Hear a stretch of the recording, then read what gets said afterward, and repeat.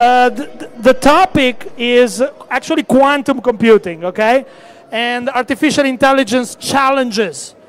Okay, it is supercomputing in a way, but it's going to be more narrow.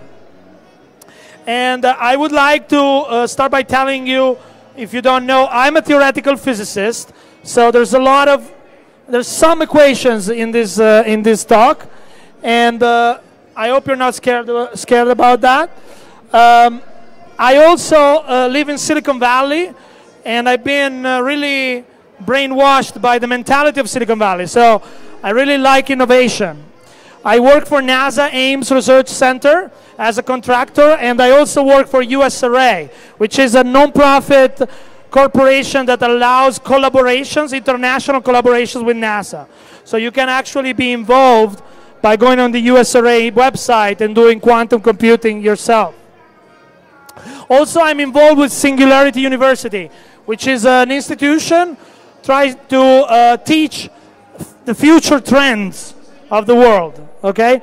And there's been talks about Singularity University from Brad Templeton, Jack Andraka yesterday.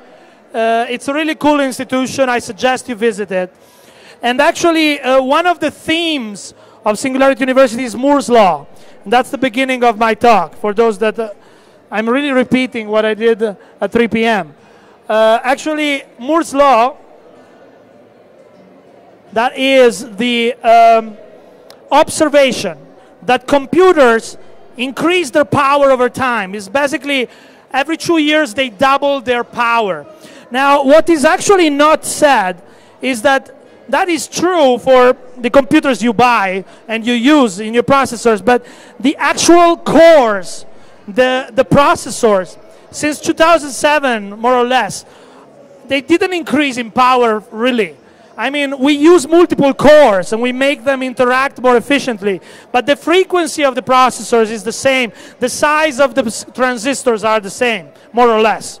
So, actually, Moore's Law is a little bit in difficulty right now, because reality is, we know as physicists that digital computers have limits, okay?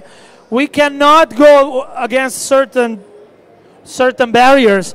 We still have maybe 10, 15 years. We can invent, you know, using different materials, stuff like that. But at some point, we will be doomed, okay? So computers today, they work with 0 and 1s. They work by Boolean algebra with bits. And you actually can represent any computation as a string of bits and gates that acts on the bits. Now, anything you do on your computer is a computation. You double-click on a folder, you watch a movie, is a computation, okay? And if you're a programmer, you create algorithms, which just tells what gates to use sequentially on your bits. However, the point is, if you're smart, you do efficient algorithm. If you're not smart, you do inefficient algorithm. But there are some problems that even if you're smart, you cannot do efficient algorithms. There is one branch of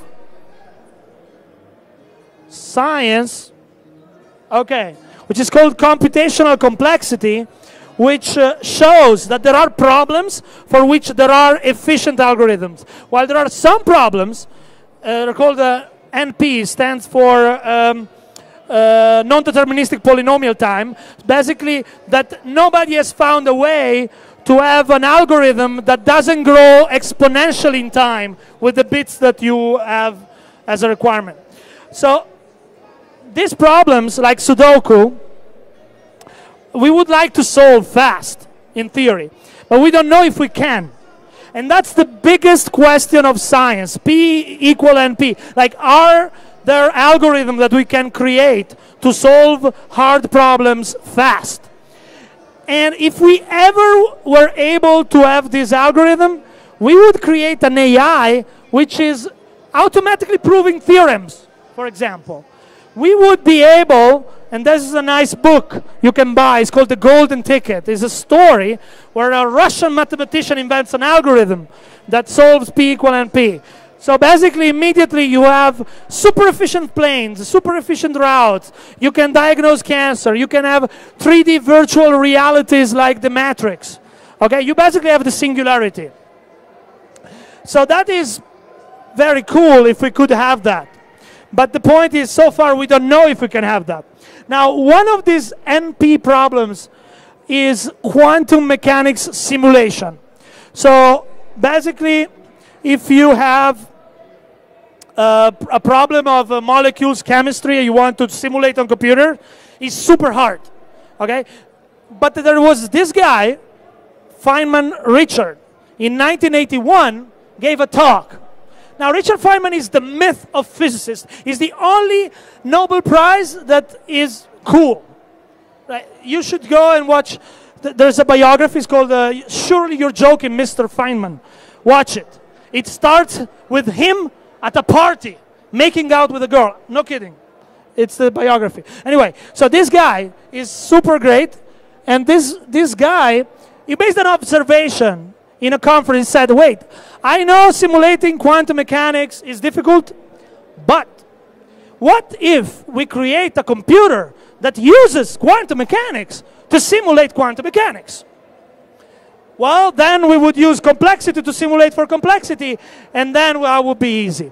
So this observation changed the world. He was the first inventing the idea of doing a quantum computer, okay? And then complexity theorists went with pen and paper and actually figured out that if you use quantum mechanics to solve for problems, then it's true. There are problems which we know they're hard, that for quantum computers they're not hard.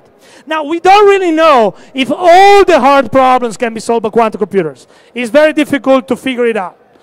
But then, you know, why don't we create a quantum computer? And it's actually really, really exciting. I hope you're excited, because a lot of people is excited, and I'm excited, and Hollywood is excited. Okay? So you can go to the cinema and you can go, Johnny Depp in Transcendence was a quantum computer. In Interstellar, there was this 4-legged robot that was interpreting quantum data from black holes. So it must be a quantum computer. In Terminator Genesis, you do time travels with quantum computers. And in Now You See Me 2, they try to steal a quantum chip to break the cryptography. So quantum computing has come to Hollywood. And even if you don't like movies, you should be excited, because the real world is excited. There's a lot of money flowing to quantum computing. It's unprecedented. The last 3 years, we've seen banks, governments, corporations, IBM, Google, Microsoft, Intel. They're all putting quantum computing team tens of millions of dollars. You might have seen Justin Trudeau in his conference with journalists trying to explain in 35 seconds quantum computing. Canada just invested $500 million in quantum computing. And Europe has just announced a $1 billion investment in quantum computing. So there's a lot of excitement from venture capitalists and from governments. So I think you should be excited, and that's why you should pay attention, because I'm going now to explain what is a quantum computer. And to do that, I'm sorry for those that attended my lecture again before, we need to do a little course in quantum mechanics, okay? It's not going to be difficult. We start with the world, okay? It's beautiful, there are trees, there are sun, and there's rabbit in the world. Now, this is the world, and this is how physicists see the world, okay? We have a theory for everything. That's what theoretical physics do. We know electromagnetism to describe the sun. We have hydrodynamics for the rivers. We have chemistry for photosynthesis. I don't know what we have for the rabbit, but we have also quantum mechanics, okay? Quantum mechanics is the theory that describes things that are very small or very cold, like superconductors or superfluids, or very protected against the rest of the world, like cats in boxes or anything else. Now, if you have something like this, then quantum mechanics is the theory to explain what happens. And it's okay if you don't understand quantum mechanics. Nobody understands quantum mechanics. Actually, Richard Feynman was saying that if you understand quantum mechanics, you don't understand quantum mechanics. So You can get used to it. You can have interpretation with multiple universes, but in general, you cannot understand quantum mechanics. And I'm going to explain some things that happens in quantum mechanics, but that's okay if you're uneasy with them, okay? Good. Okay, quantum mechanics, it's different from Newtonian physics. Like in Newtonian physics, in normal classical physics, you have objects that have states. Like this clicker, this microphone, has a mass, has a position, has velocity. A bit is either 0 or 1. It's very nice. Now in quantum mechanics, if you want to explain what happens, you need to associate to objects mathematical structures. And actually, they're vectors in infinite dimensional spaces where vectors are described by complex numbers. And that is what you need to do. Otherwise, you don't understand you don't predict anything. Okay, fair enough. Then in normal physics, you have dynamics described by force equal mass acceleration. Very good. And you have algorithms which are very nice, circuits that I described before. But in quantum physics, you have this Schrödinger equation. So you have this mathematical object that describes your quantum clicker, and then if you want to know what happens if you throw this clicker, you need to compute this Schrödinger equation, and you don't really understand what's going on. But if you try to understand, it looks like the clicker is like some sort of a wave that is in multiple positions at once. Fair enough. Then, what if you want to look at the end of an experiment, what happens? Well, in classical physics, it's very easy. You throw the clicker, and you see the result at the end, the position, the velocity. If you throw an algorithm in a normal computer, at the end, you read the memory of the hard drive, and you figure it out what happened, right? You know the bits. Now, in quantum physics, you do an experiment, sometimes it works, sometimes it doesn't. You actually, all you can compute are the probabilities of things to happen. That's it. And there's no way to know more than that. So in the end, your algorithm or your experiment will work 20% of the time. And you engineer it to work 20% of the time, or 80%, it doesn't matter. But the point is, you deal with probabilities. You cannot avoid that. Okay, let's go on. Let's try a quantum experiment and see things. So suppose you shine a laser over an atom in a crystal. You want to do that. You start to observe what happens. You see things such as quantization. You see that the energy is discrete. It's like if you were driving a car and you cannot choose to drive 150 miles per hour. Either it's 100 or 200. That's it. Okay. Then you go on, and you see that the position of the atom, it goes where it's not supposed to go. Like there are barriers, and it shouldn't be there, but it tunneled, we say, meaning that it crosses energy barriers that normally shouldn't be allowed to. Okay. And then you observe this thing called entanglement. So if you shine a laser, for example, on two atoms, and then you put an atom and you bring it to another planet, and then you measure your atom, you can detect a correlation with the result of your measurement with the measurement that someone else does in Mars. It's like that guy knew instantaneously that you made the measurement on Earth. And that's very weird, because that's impossible, even over the speed of light. And that is what we call entanglement, is the fact that some states, they can be described only as a global system, even if they're two separate objects. That's weird. And then you have uncertainty principle. Means that when you measure, you actually perturb the system. So if you measure velocity first and position after, it's different if you measure position before and velocity after. So that's weird. So you need to carefully choose how to measure. Okay, these are all effects described in the Schrödinger equation. Okay, the Schrödinger equation describes everything.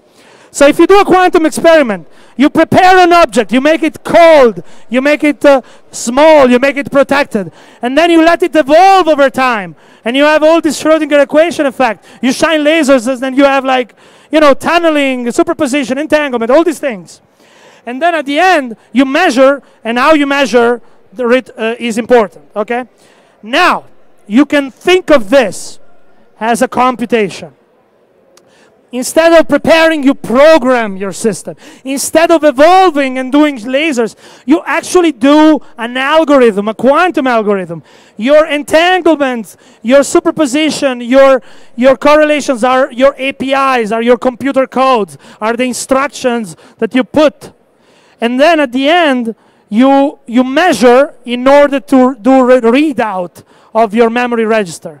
So you engineer a physics experiment to solve a mathematical problem. You use physics to do math. That's quantum computing, okay? Good. Now, these quantum computers, they work with these quantum bits.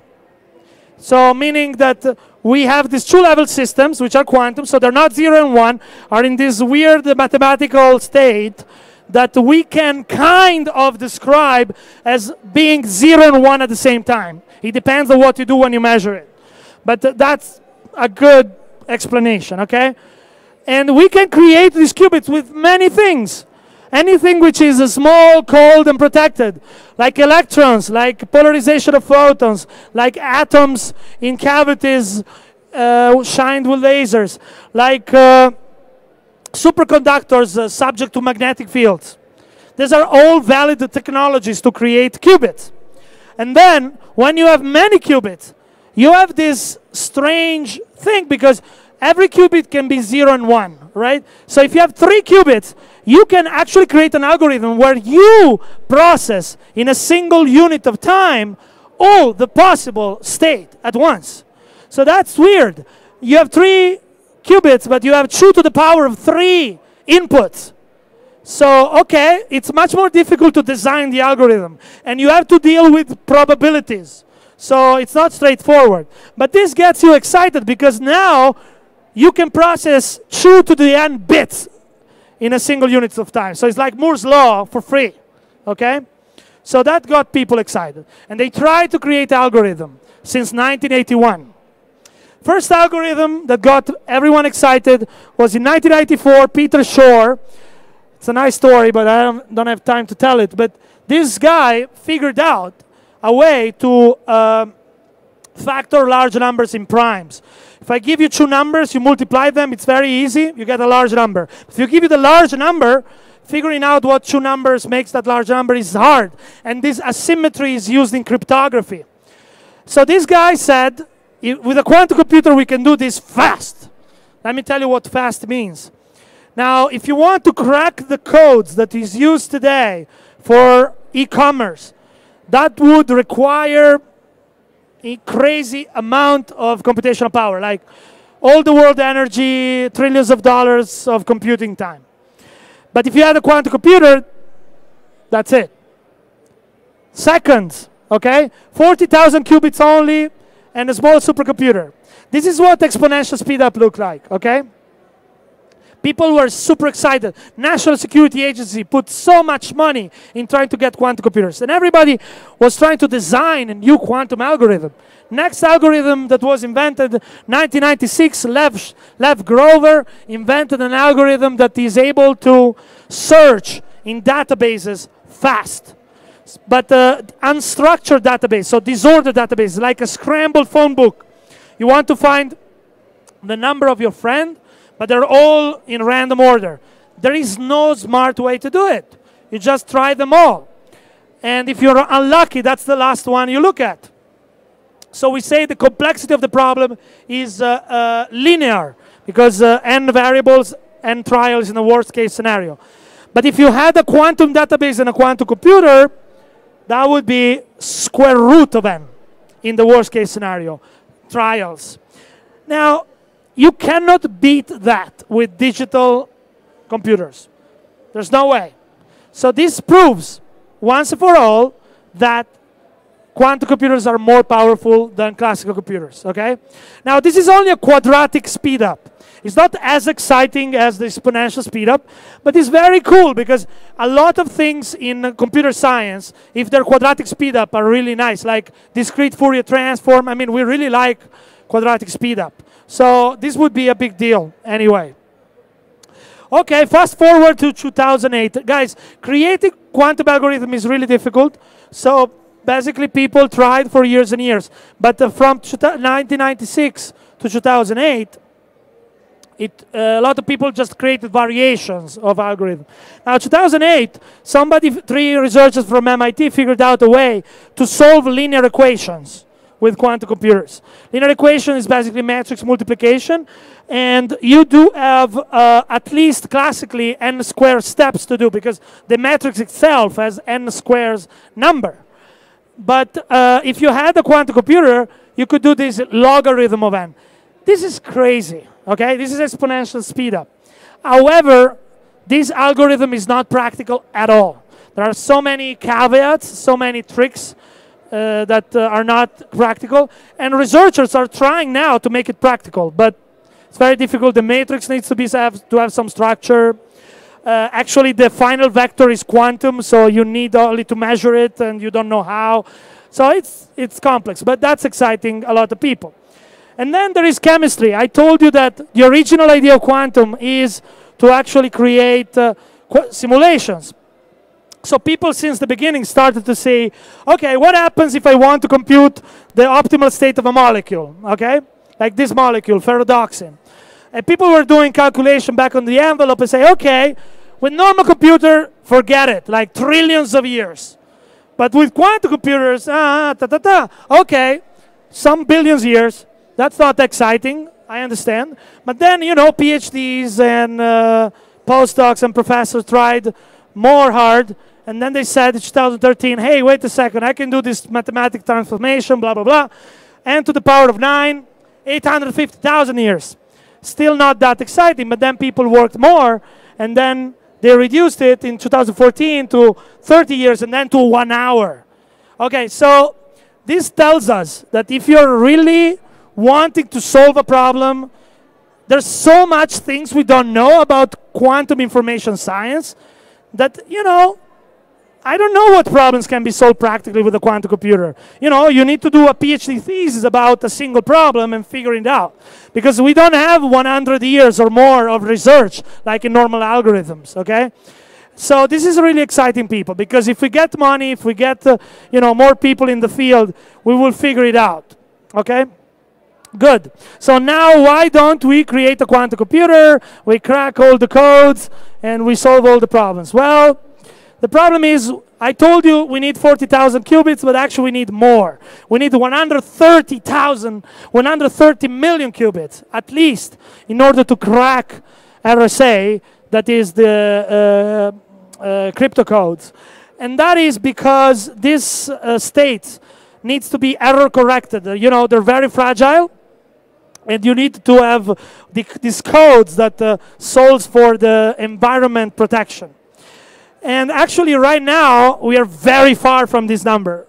Like, up to 2 years ago, we had only 2, 3, 4 qubits. After 30 years of research, that's really a turn off. I mean, what the hell? You know, we want these quantum computers. They can be amazing. And in 30 years, people just created 2, 3, 4 qubits.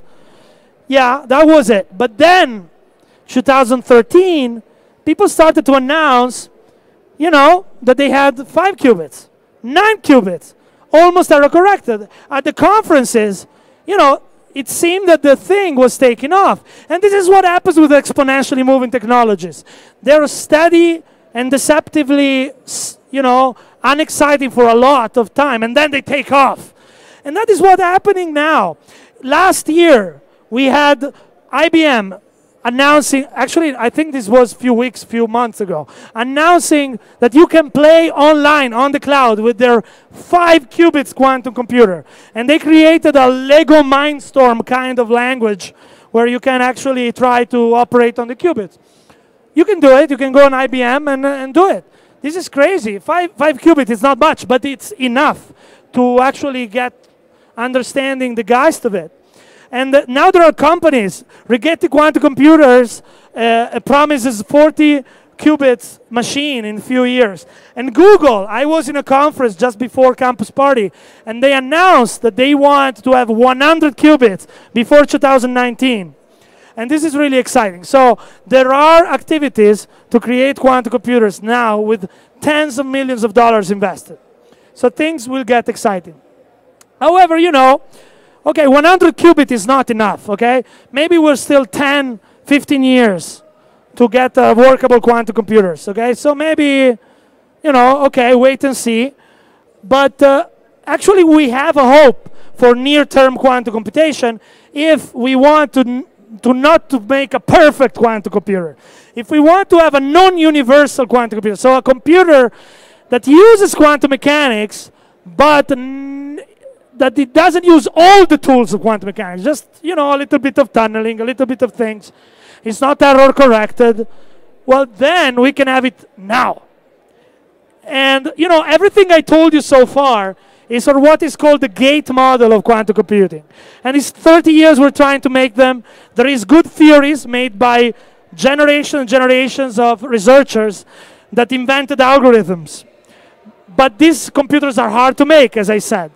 But there is a new theory, well, new, created like 15 years ago, of quantum annealing or quantum optimization, which is actually requiring computers which are using current technologies and is adaptable only for optimization problems. So not all the problems, only optimization problems. But the problem is that the theory of this technology is not ready yet. I mean, we don't know the power of these limited computers. The best we can hope is to turn, and this is just, you know, conjectures, okay? It's not proven. Like Grover, Shor, everything I told you before is proven. This is not proven. If you have a problem which scales as 2 to the power of n, like traveling salesman, I don't know what, you might be able to turn it to a to the e to the power of b square root of n, which is much nicer, especially if a and b are a very small and b very large. And negative, or positive, but very small. And then this would be our best hope. I cannot be negative. It needs to be positive. Okay, but it's not proven yet. But you know, you say, okay, the theory is not there yet. Why don't we create the computer and see how it does? And this is what D-Wave Incorporated did. Canadian company founded in 2001. It took them 10 years, $100 million, and they created in a mini Manhattan project a prototype. And then they sold 3 of them, one to Google and NASA, one to Lockheed Martin and USC, University of Southern California, and one to Los Alamos National Lab, basically Department of Energy of the United States. Then they probably sold them to Chinese and CIA, I don't know. But then, you know, the prototype we have now is 1,000 qubit. This is great. You know, last year it was 500. The year before was 128. So they're in an exponentially growing curve. And I don't know if they're going to be keeping this. They call it the Rose law, which is even faster than classical computers. But, you know, if they're doing like this, they can reach out very large numbers quite quick. So, and this is a great technological achievement. Let me tell you, these machines, they are working at 12 millikelvin, so very close to the absolute zero.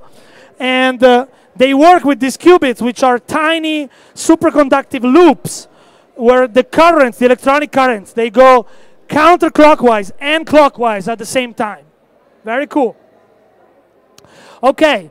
So this is rather technical, but I just want to say, these computers are very easy to program, okay? You just have to input an optimization problem that has to have this mathematical form, okay? Which is basically a quadratic functions of binary variables, where the matrix Qij is of a very special structure. So basically, the code is super easy. The problem is, how do you create in your own problem? Maybe your problem is mining bitcoins. I don't know what you want to do. How do you cast it in this form. Well, that's another problem. But once you have it, then you can use the machine to try to obtain the minimum of this function. That's what optimization is about. And you run it, and you hope that they give you a bit string which is close to the minimum of the function and objective function energy landscape. This, I assume that you know a little bit of optimization. But this is about it. So it's quite easy to program. The complexity is in creating the computer, not in programming it.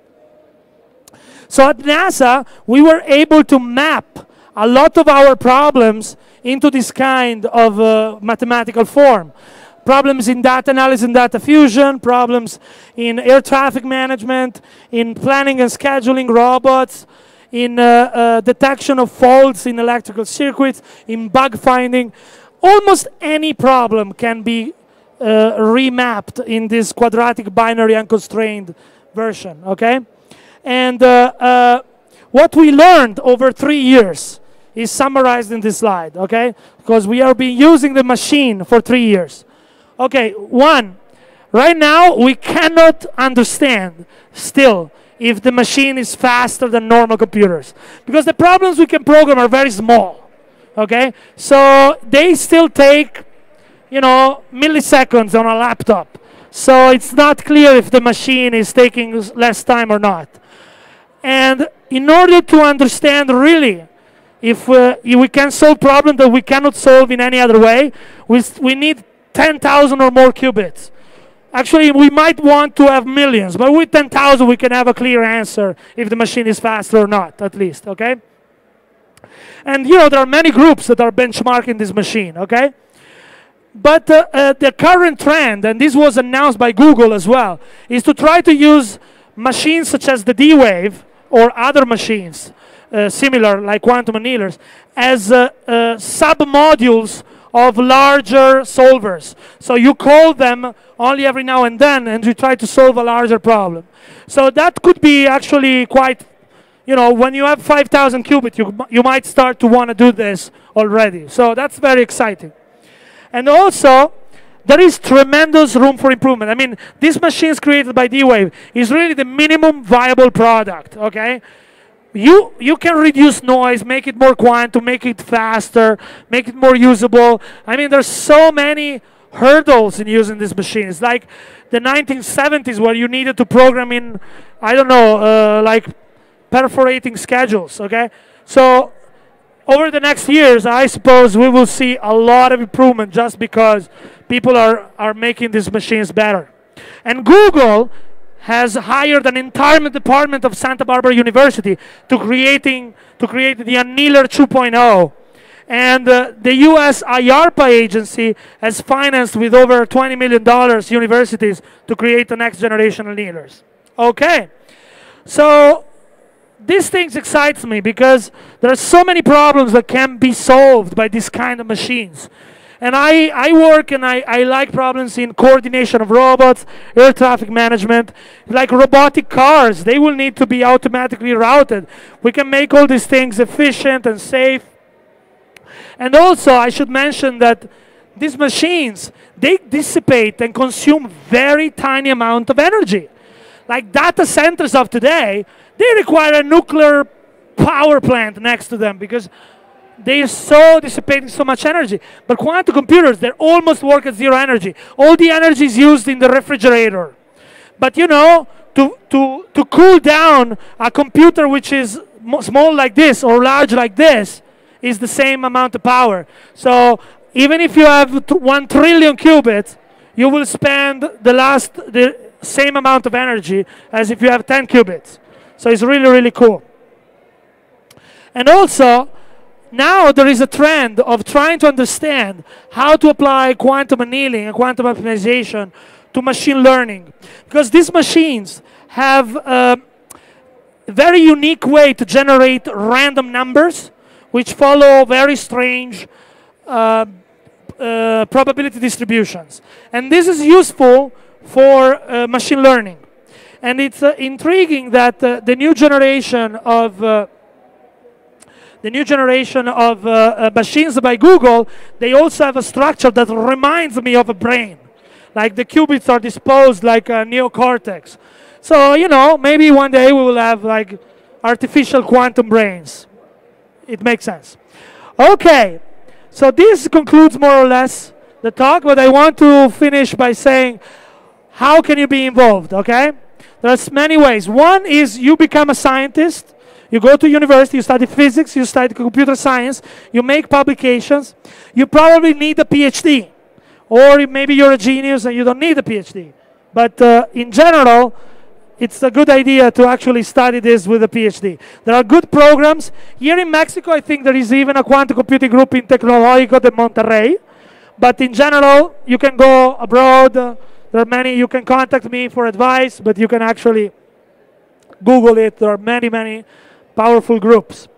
Second is if you're an engineer and you have optimization skills, you can actually, right now, use the D-Wave machine.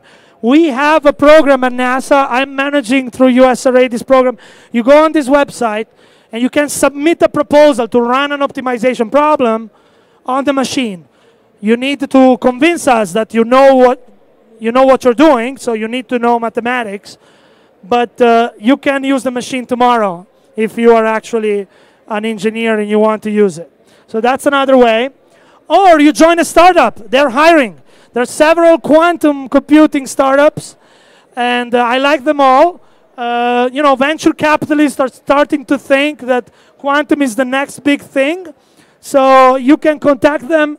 They're in UK, in Australia, in United States. And I think it's a nice way to start with an internship or a job and learn about quantum computing. Or you create a business yourself, okay? And it doesn't have to be a quantum business, okay?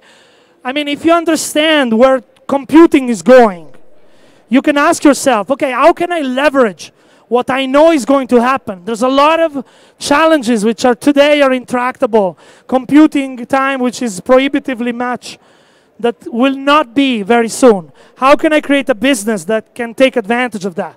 This is the kind of question that we challenge the students at Singularity University, and I suggest you go there.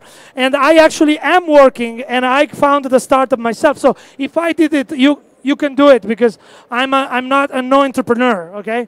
And I'm advising, for example, a startup that has in UK is doing competitions for scientists to come up with better algorithm to apply in the industrial world. And that's Mindy. And also I created a startup in Italy that has robotics application with artificial intelligence of multiple drones and drones plus sensors in such a way to optimize the flights. And that's very difficult computationally. But if the computing is going like I think it's going, will be possible very soon. So you can do it yourself, or you can contact me for better information. And with this, I conclude, and I thank you very much for your attention. Okay, so I think we have 15, 20 minutes for questions, which is more than we had before. And I think there should be another microphone.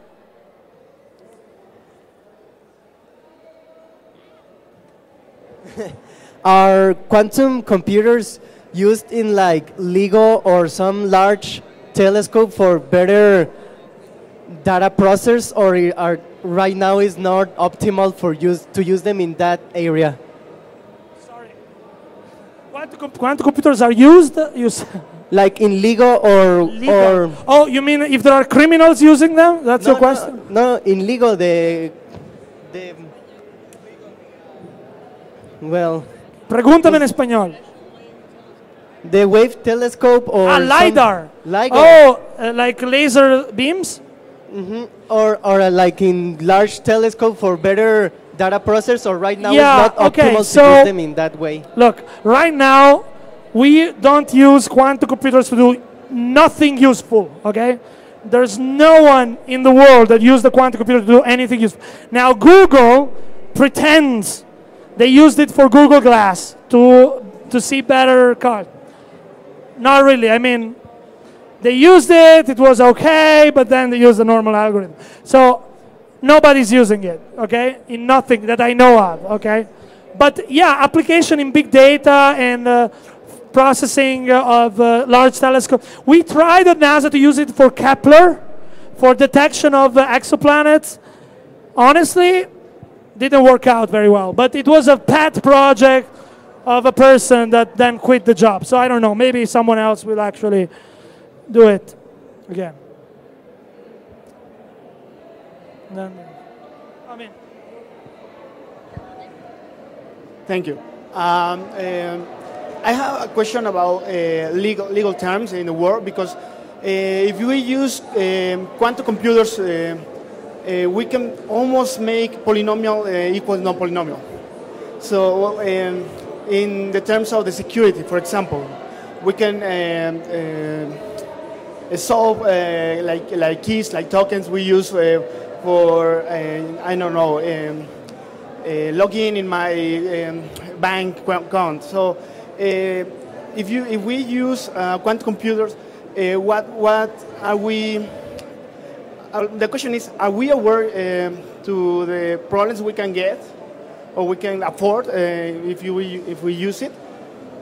So the question is: will we survive if we have quantum computers? Yeah. Okay. So one thing to say. Okay, I want to clarify. First of all, there are very few problems that we proved that quantum computers can solve very fast. So my point is, quantum computers with the state of knowledge of today are almost useless except for chemistry and quantum simulations. Okay? So, but we know that if we think hard enough, we can actually make them useful for other things. Now, cryptography is a thing which can be impacted very badly by quantum computers, but that's almost the only thing. And we already have solutions against quantum computers. So I don't think quantum computers will actually be a negative thing for the world in nothing that I know of. But, you know, it is possible that somebody proves that it's very unlikely, nobody believes it, but it's possible that quantum computers can be solving NP problems in polynomial time. If that would be ever discovered, maybe that's the end of humanity, because you create the artificial intelligence that are super powerful. But to be honest, nobody believes it, okay?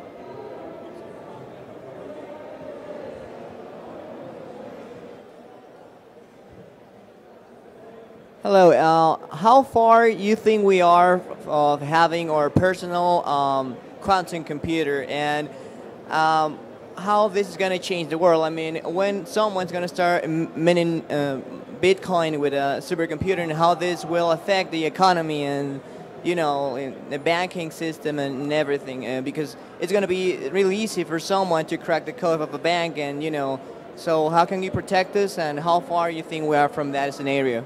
So, how far are we to have a personal quantum computer?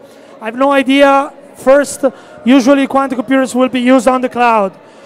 I think that if you, I was saying this in the previous, if you're maybe an astronaut, you might want a quantum computer on board, because to communicate with Earth is going to be difficult. But apart from that, I don't think you want a quantum computer. You might want to have instantaneous communication with the quantum computer, but not the quantum computer itself. This is my personal perspective. Now, regarding the banking, as I said, we already know how to create secure banking against quantum computers. We're not deploying that yet because it takes time to transition the technology, and it's not as well studied as the technology we have today. So people are afraid to change it, but give us 10 years. And I believe the protocols will be all changed, okay? It's like IPv4 against IPv6, okay? You know, people took 10 years to transition because they saw the problem coming. And how is called this concept in which you protect the information from...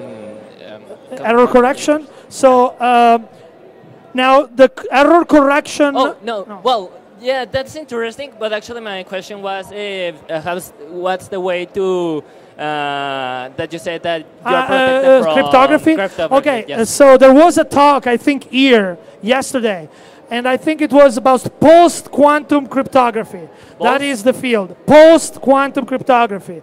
And there are classical mathematicians that are studying this kind of material. For example, you know, RSA is using one, you know, the current crypto systems are using one algorithm, which is RSA or Diffie-Hellman asymmetric protocol, but there are other crypto systems such as lattice quantum cryptography that is able to overcome the problems of quantum computing. There are others, like elliptic curve cryptography, I think is also not vulnerable, but I'm not sure. Hey, great talk. So right now we currently have like 64-bit architecture, right? And that's a chip like about this size. And you showed some of the quantum computers. They are huge, right? They are like the size of 2 fridges, and it's only 4 qubits. So what can we expect when we scale this up to like 1,000 qubits? Is it gonna get like this whole floor, or are we also gonna make them smaller like we did with the regular computers? Okay, so question is how big will be quantum computers because the one we have now are already very big. Now my point is these quantum computers are big because you need the refrigerator and the vacuum pump. The computer is like this. Actually is super small, okay? So that's not a problem at all. And right now we already have 1,000 qubits for the annealers, okay? And they're like big, and the one before they were more or less the same big, right? The same size. So it's not a problem. However, this is with solid state technology where we can actually build these computers in chips. Now, if you're trying to do an optical quantum computer, like where you're trying to use photons and beam splitters and all the things that the optical guys do, then you need large tables. And in theory, it's not really scalable because to have a 100 billion quantum computer, you would need campus party. However, people are trying to do integrated photonics. It's very not mature technology, but it will get there. So there are technologies which require big spaces in optical quantum computing, but all the others are quite small and you can actually have them in limited space.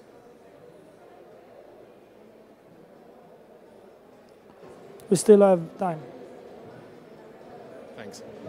So my question is, in quantum computing, when you make a quantum computer, do such concepts of classical digital computing as the frequency of a processor apply, or is the only way to increase computer power in a quantum computer increase the number of qubits? Yeah, so the question is, do the concepts such as the clock speed apply to understand how fast quantum computers are? Yes and no. In the gate model, which is the one which we are not ready and we have 5, 10 qubits, yes, there is a clock frequency. And you know that you can do a certain number of operations, quantum operation over time. So it's really a parallel, it's basically a digital quantum computer. In the D-Wave and quantum annealing, it's an analog quantum computers. So quantifying the speed is much more tricky. And there's a whole debate in science on how to quantify. It's basically you turn a knob and you wait for the end of the computation, but it's like you're cooling down a material. There's no clock speed. You're just waiting and hoping at the end you solve the problem. So the problem of comparing the clock speed is the same as for digital quantum computers doesn't exist, but for analog quantum computers exist, and is the same for classical analog quantum computers that don't exist anymore, but they existed in the 70s, and people have figured out a way to compare. But ultimately, it's really, you ask yourself, how much watch time it takes to solve a problem with 99% probability, and that's the gold measure we use to quantify the speed of a computer. Yeah. There is unexplainable phenomena that has happened in human history, like magic, reincarnation, karma, telepathy. You know, it seems as if quantum physics or quantum science has the only explanation for this. What do you think about it? What's your opinion? Yes. So does quantum physics explains karma, telepathy, and I don't remember what else. I do not believe these effects are real. I do not believe there is anything supernatural that we ever observed, ever. I wish there was. Especially, I wish aliens and UFOs would be aliens. But actually, all the effects I ever encountered were explainable with the knowledge we have of physics with quantum physics or without quantum physics.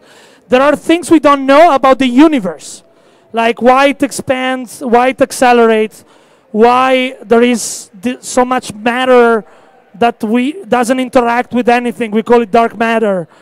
And those things, I don't know if quantum physics are the answer or general relativity is the answer or something else. But I do not believe, personally, that no one ever experienced anything that is beyond what we have seen with science. And everything I tried to investigate, and I'm also a magician, like a sleight of hand magician, like I like very much card tricks and things like that.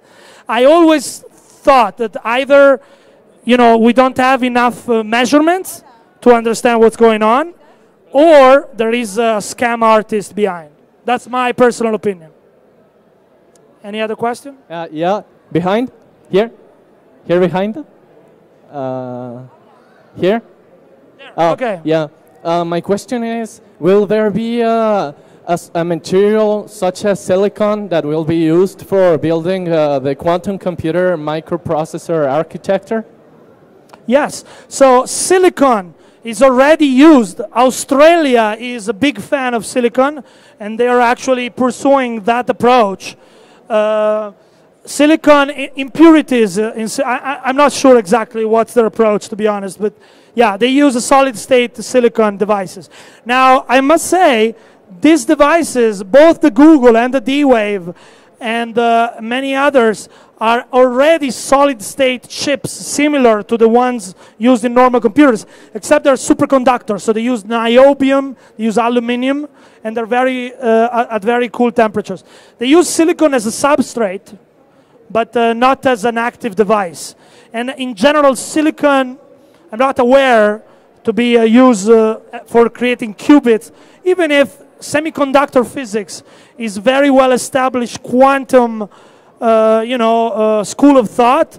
So maybe somebody will figure it out how to use electrons and holes in semiconductors. But yeah, it's very messy because it's very interacting with the rest of the environment. So I know condensed matter physicists dreams of that. But there's a whole field called spintronics, which tries to overcome Moore's law with classical physics, but carried by the spins of the electrons in classical currents, but where the bits of information are not in transistors, but are in spin transistors. And maybe it can evolve to quantum computing at some point, and that's okay. I'm taking a weird path, but I hope I answered your question. I think we have time for another question. Only one. We have two, but it's okay. Two questions is fine. Hi, great talk. What about human health? Because I believe this kind of technology is going to impact genetics like a boom. So what about human health? So are there applications of quantum computing in healthcare?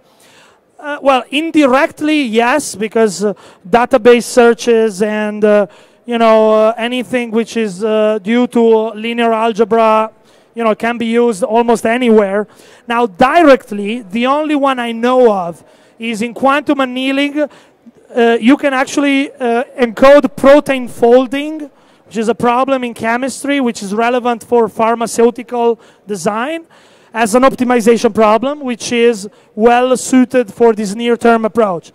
But to be honest with you, the only paper that did that is from a colleague of mine from Colombia, and this guy, yes, it solved on a computer 3-4 years ago, but it solved the problem which was so small, you can solve it with pen and paper, okay? So it's not very useful. Maybe in a few years, protein folding is an actual big target for a lot of optimization community. So that could be a solution. Now, genetics, I agree with you. There's a lot of combinatorial search there. I'm not a very big expert on that, so I don't know. But I wouldn't be surprised if someone would encode, genetic problems as a combinatorial search, and then use some sort of either Grover algorithm to do a quantum walk in the search space, or an annealer to do an optimization in the search space. Last question. Oh. Well, as far as I understood, there was no significant boost in performance between the quantum computer and the normal one. So why to invest so much millions in a quantum computer if you can use a normal one? So right now we only have one quantum device, which is exciting for a lot of reasons, but I agree with you. From a practical standpoint, it doesn't seem to be faster. But you know how much money has been spent to create GPUs and, and processors of Intel? I don't know, billions and trillions, okay? This device was created with $100 million of a single company.